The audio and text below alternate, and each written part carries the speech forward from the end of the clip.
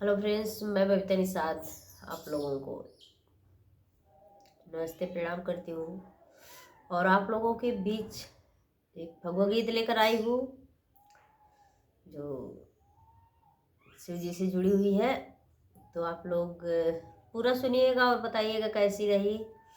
अगर सुनाने में कोई टूटी भूल हो जाए उसे क्षमा कीजिएगा, क्योंकि हमारी तो तबीयत देख रहे हैं खूब सुधार नहीं हो रही है। फिर भी हम आप लोगों के बीच जुड़ रहे हैं, तो जो कमी रह जाए आप लोग क्षमा कीजिएगा। तो ये रही हमारी फगुआ गीत। गौरा ब्याह न चले शिव भोला हो, गौरा ब्याह न चले शिव भोला हो। देखी देवता लोग हो, देखी देवता लोग हरसाने भोला जी के शादी। देखी देवता लोग हो, देखी देवता लोग हरसाने भोला जी के शादी। पुष्प वर्षा करन लागे हो, पुष्प वर्षा करन लागे हो।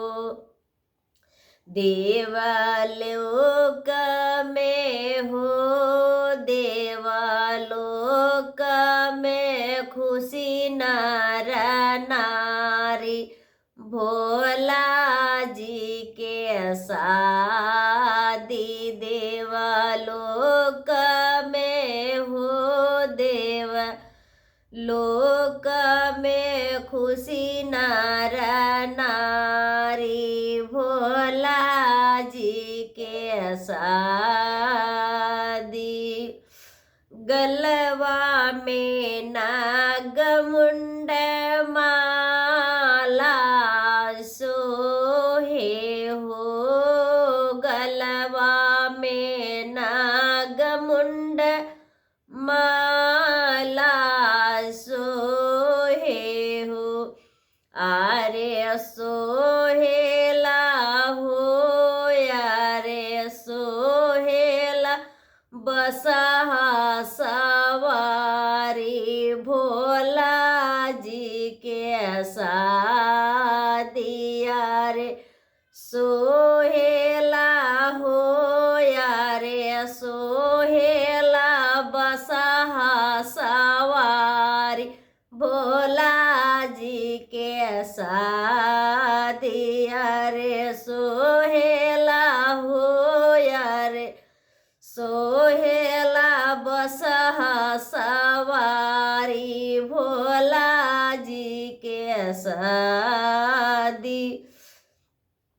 कानन में सोहेला बिच्छू के कुंडल हो, कनवा में सोहेला बिच्छू के कुंडल हो।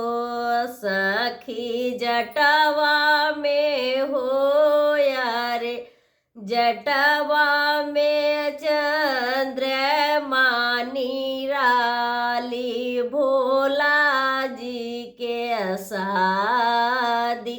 अरे जटवा में हो, यारे जटवा में चंद्रमा निराली भोला जी के शादी। अरे जटवा में हो, यारे जटवा में चंद्रमा निराली भोला जी के शादी। भूत पिचास बड़ धूम मचावे हो, भूत पिचास बड़ धूम मचावे हो।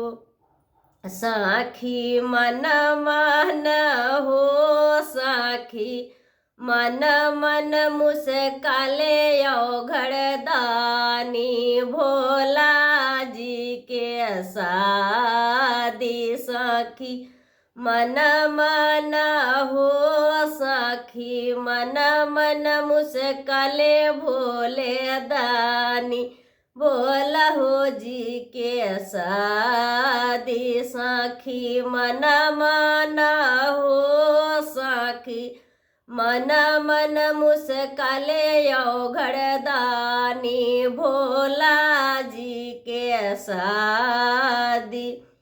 जाई बारात ससुराली में पहुँचल हो, जाई बारात ससुराल